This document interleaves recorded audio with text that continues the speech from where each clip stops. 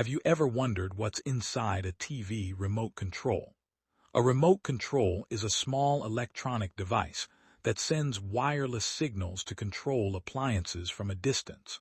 Inside the remote, a battery provides electrical power to the entire circuit.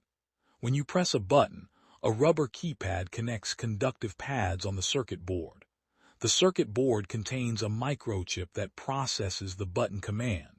The microchip then sends coded electrical signals to an infrared LED at the front of the remote. This infrared LED flashes invisible light pulses extremely fast. The TV or device sensor receives these infrared signals and converts them into commands like volume, channel change, or power on. Some modern remotes also use Bluetooth or radio frequency technology for longer range and smarter controls. Despite its simple appearance, a remote control combines electronics, communication, and precision engineering in a compact device.